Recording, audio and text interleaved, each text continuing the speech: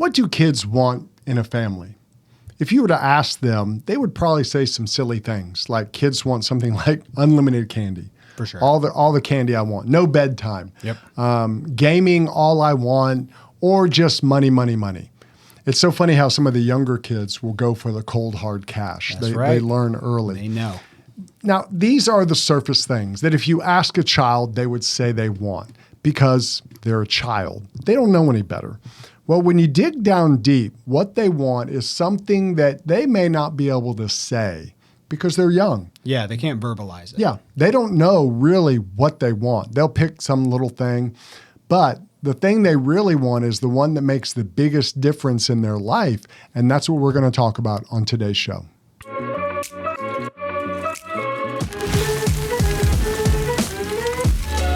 This is the Thriving Man Podcast with David and Reese Maxwell. These weekly shows are designed to help you remove the confusion from your life and make real progress with your growth. No matter where you are or where you're going, we're here to help you live a life you can be proud of. So welcome to the Thriving Man Podcast. Welcome to the Thriving Man Podcast, where our goal is to get you out of survival mode and into living a life that you can be proud of. I'm Reese. And I'm David. And today we are talking about something that continues our series. Our series has been on parenting. The first session was all about developing yourself. Yep. The second session was about developing your marriage. The third session was really more tactics on developing security in your kids. And now we're on to the fourth session. This is a really good one. And we're going to talk about a little phenomena that a lot of parents struggle with. We're going to call it cool parent syndrome. Cool parent syndrome. Man, nothing is lamer. Yeah, it's like that. I'm not like those other moms. I'm a cool mom. I Yeah. think that's from a movie. I don't know what the movie is, probably but I true. hear that reference all the time.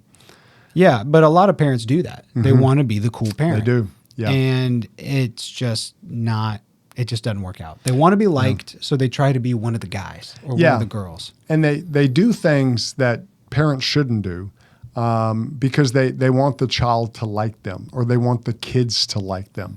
And the funny thing is by doing that, they're actually putting the kids in charge. They're making the kids the boss. You will define what I do. And that's unnatural. It's not the way it's designed. And even if a kid likes it in the moment, I think in the long run, they're like, it's kind of icky. There's just something weird about that. Yeah. The truth is, kids actually, even though up front, they may think that they do want that from their parents. Yeah. I want my parents to let me set the rules. Long term, I don't think that's really what kids want. No. And so the question is, what do kids really want in parents? Yeah. What's going to help them not only be successful, but just have a good childhood? Yeah. And there's really three big elements that we thought of that a dad and a mom can bring to the picture that'll help their kid. Yeah. And what you want to do is focus on each one individually and think about, okay, where is this in my life? What can I do? The first one is about being constant. And what we mean by that is kids want constant, predictable parents. In other words, you're the same person all the time. It doesn't mean you don't have your own highs and lows. Everybody does. It doesn't mean things are always going to go your way. But what it means is, as a parent, you kind of know what you're doing. What that means is, as a parent, is you're not full of drama. Kids want parents to kind of know what they're doing. And they don't want a parent who's just kind of figuring out themselves and really going to the kid for advice. They want a parent who's got good routines. And those good routines include the child, but that gives a child a sense of safety. Yeah. And it's a constant that's in their life. And when you do that, it really helps them kind of settle in life. Even when things are going crazy, they're like, okay, I know at home we're going to have a constant. Absolutely. And I love that you used the word routine there. And once again, we've said this before, you don't have to be perfect, Yeah. but having some sense of normalcy is one of the best things you can do for your kids. I think you've said this before, that kids want boring parents. They do. Kids want parents who just love each other, who love them, and just kind of do life. Yeah. You know? No kid wants to go to their friends and be like, well, my dad's on his third mistress, and Yeah. she was, with him in his convertible the other day, and my mom's so mad about it. Like, yeah, that's a good story to tell at school, but that's not what you want to live. Yeah. Nobody that's what you have TV for, Yeah. is for the drama. Well, you don't people- want home to be full of that. Yeah, and people watch reality shows. They don't want to live a reality show. is so true. And that routine thing really helps because there have been studies showing that just doing one routine thing, and that's eating dinner together as a family, I think it's like at least 3 times a week, does all these good things for kids. It gives them a sense of normalcy. It connects the family. And all you're doing is eating together. Yep. So it's not rocket science. It's not something that is beyond you.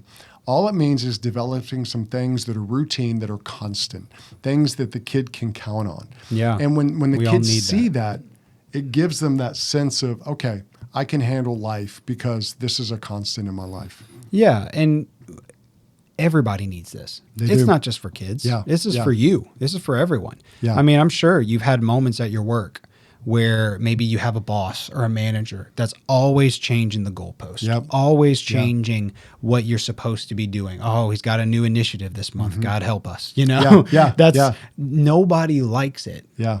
Whenever routine changes all the time. Yeah. It's okay to grow, it's okay to improve things, but the constant stop start of okay, we're going to try this, we're going to try that, or just throwing it to the wind and saying we'll see, that hurts kids. Well, and if you think about it, I love that example because if you've worked for a boss like that, who you never know on Monday what's going to happen. Is it going to be a good boss? Is it going to be a mad boss? Is it going to be a depressed boss? Where everything of the office is set on how does he walk through the door? What does he do? Well, imagine that being a home. It's the same thing. What's dad going to be like when he gets home? Is he going to be up and down emotionally? Well, that's going to mess with the whole family. And so what you want to do is try to work to be a constant. Have some routines in your life. Do some things. And then you, as an adult, live very constant in your emotions. Don't give in to peer pressure.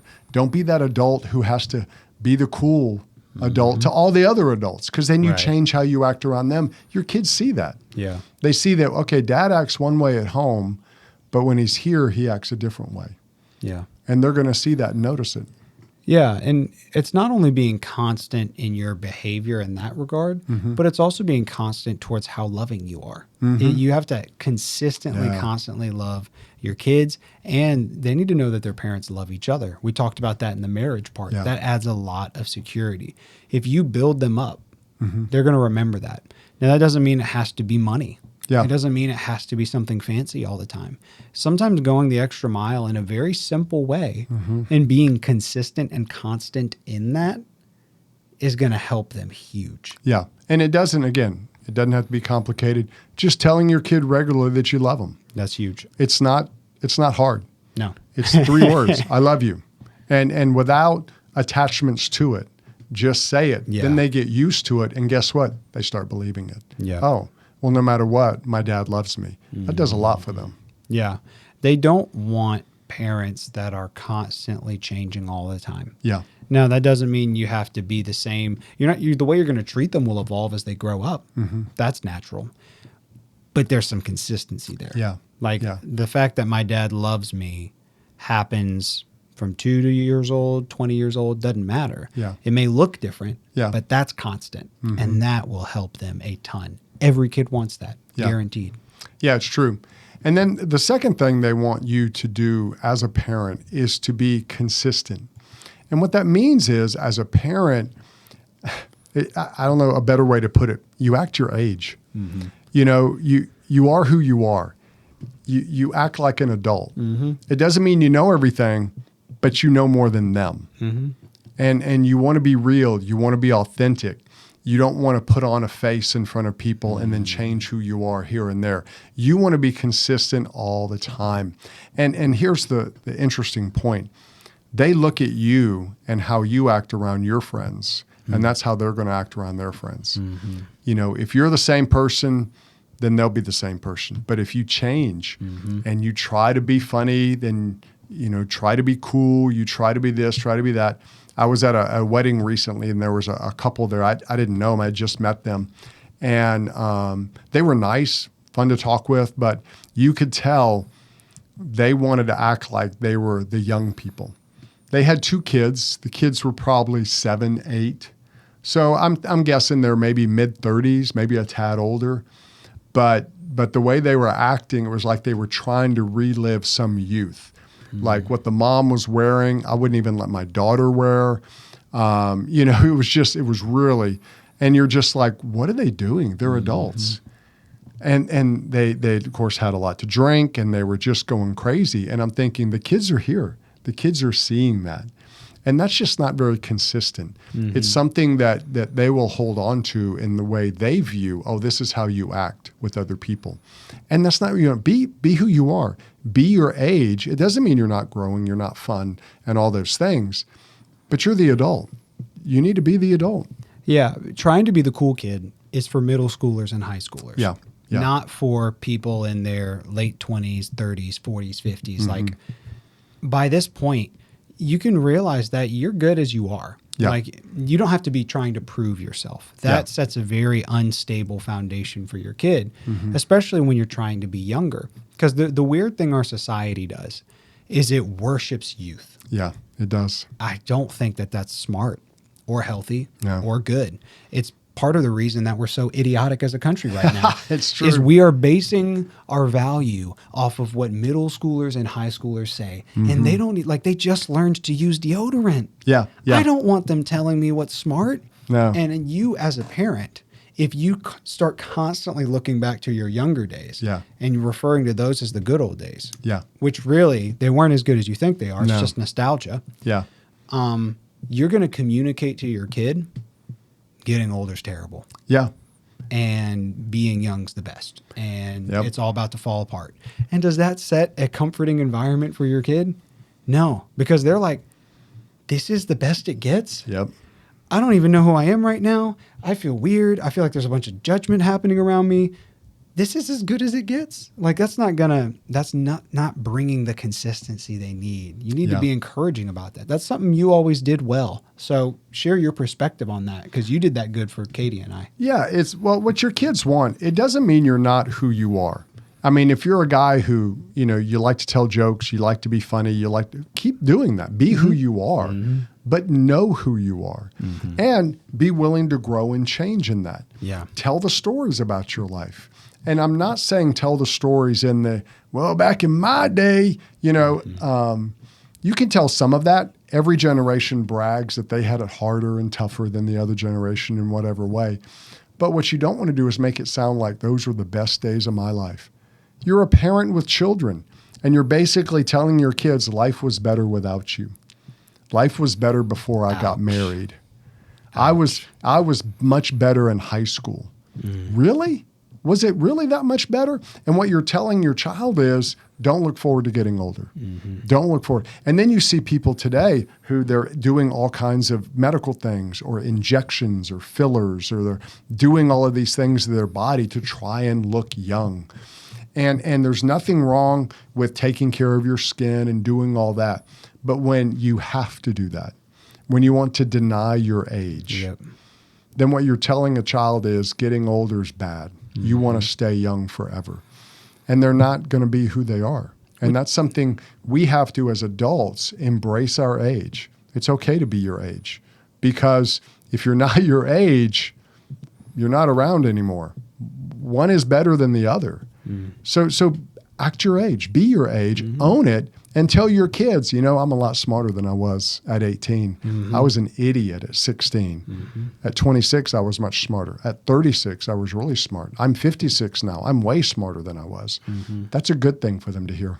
It is. It helped me, because you feel this pressure as a young person that you should reach the top when you're really young. Yeah. We almost worship those young CEOs like Mark Zuckerberg back when he first started Facebook. It's like, this guy's 25 and he's a billionaire or whatever. And that's really overrated. It's not realistic. And it's going to cause kids to put undue pressure on themselves or fear something that's not really something to be afraid of. Yeah. And this is the other part. It's not just how you talk about the past. It's about how you live in the present. If you've given up on embracing life Yeah. and you're just in survival mode, that sends a message to them Yep. that's not good either. Yeah. If you keep growing, pursuing, that's huge. Like Dad, you were into triathlons. Your first triathlon, you were what, your 30s, maybe early 40s? What was I? I was probably late 30s. Okay. So it was I was right at 40. Okay. I think when I did my first one. First triathlon, and he jumped into it, found out he liked it.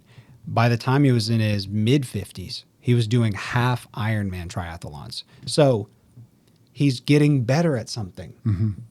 You're improving at something. You're embracing life. You're healthy.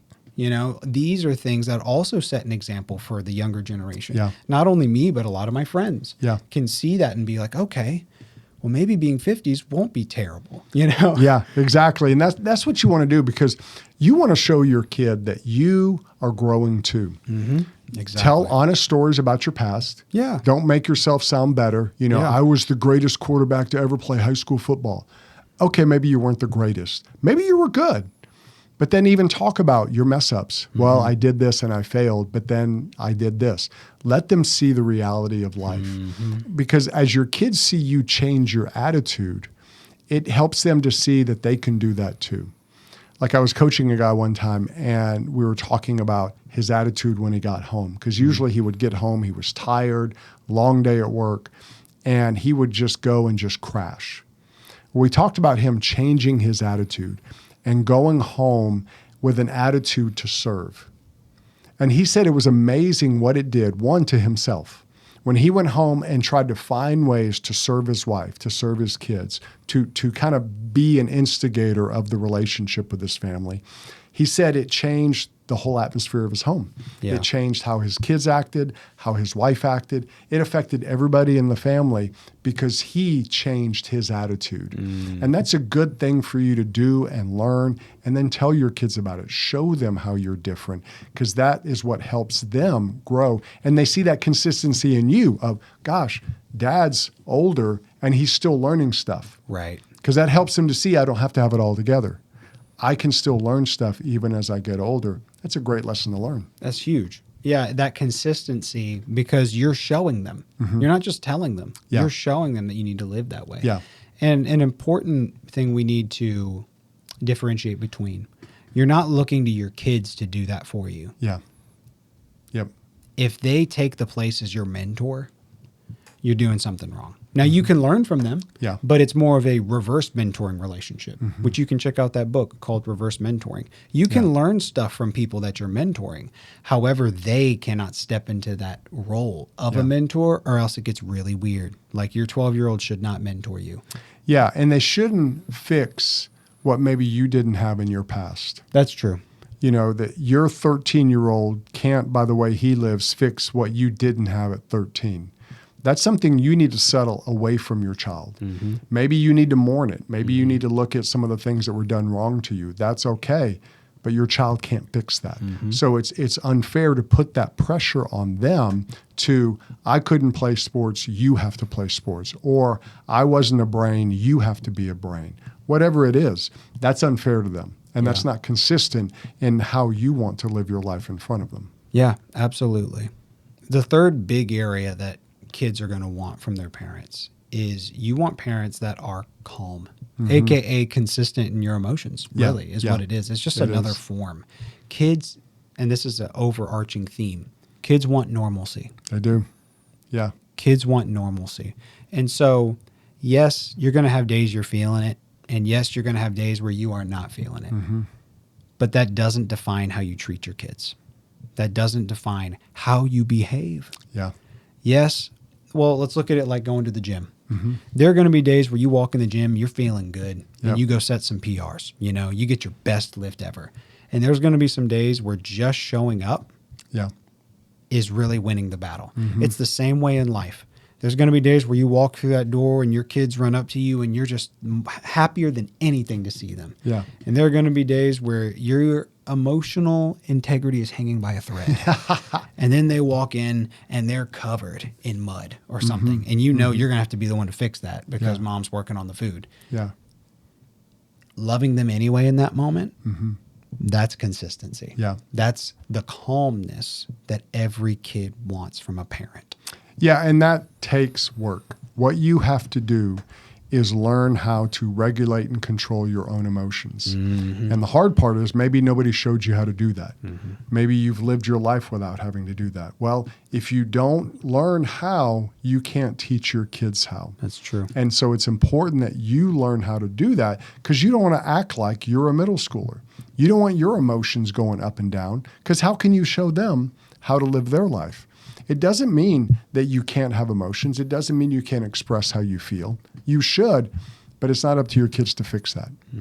You set the example for them.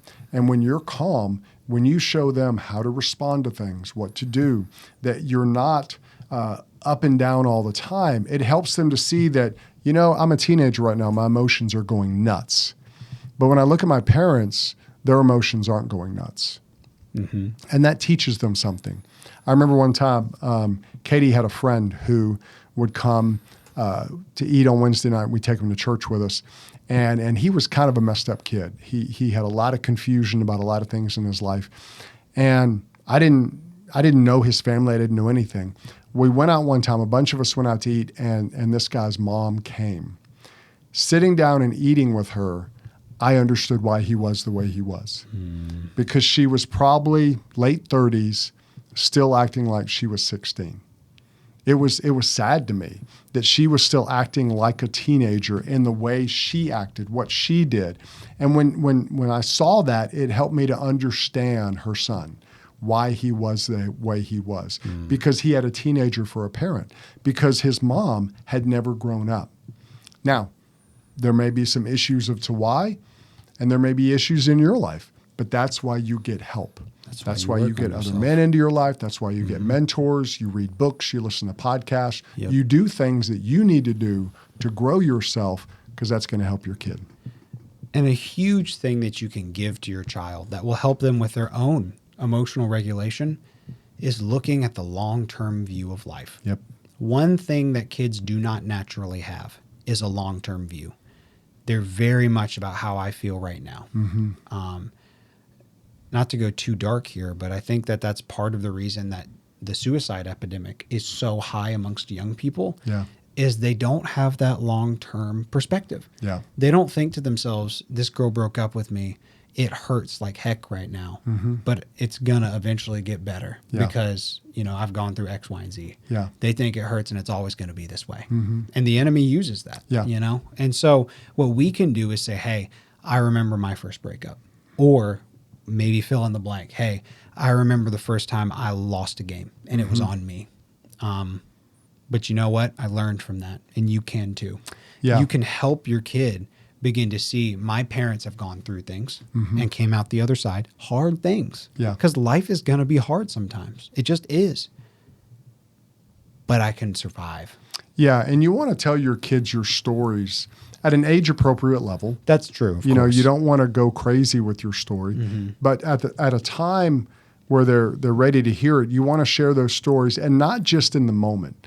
Like if your son loses the game, that's not the best time to tell him when you lost your game. That's the time where you're sad with him. But maybe before that time, when y'all are just hanging out one time, you can tell that story. Because those stories, what they do is they help your child develop context for life. You know, in the moment, it sounds like you're preaching at them. So that's not the best time to tell the story. You're just sad with them. But later they'll remember, you know, Dad told me one time about when he was 8 and he lost the Little League championship and it was his fault. And here he is today living life and doing fine. Okay, that helps me understand this is not the end of the world. The breakup stories, those things, tell those stories to your kid and be honest. Don't make yourself sound better than you were or make yourself sound worse than you were. Tell them you're good and you're bad. That helps them see, okay, this is real life. Yeah, it gives them a wider view. It does. A That's bigger good. perspective. Yeah, I like that. It really helps them. So, I mean, really, be an adult. Yeah, That's it is. That's a huge part of it. We live in a nation where most adults aren't acting like adults, and you being an adult is really going to help your kids.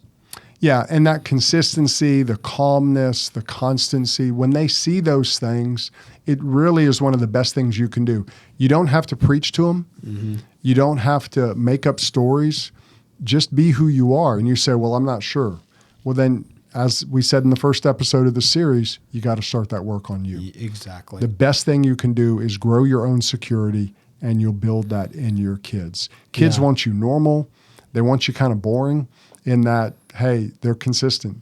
My parents love me. They've always loved me. Your And they parents always don't will. love you? Yeah. They love each other. That's the best thing your kids can say about you. They may poke fun of you at times. That's fine. Because you know what? Inside, they're happy.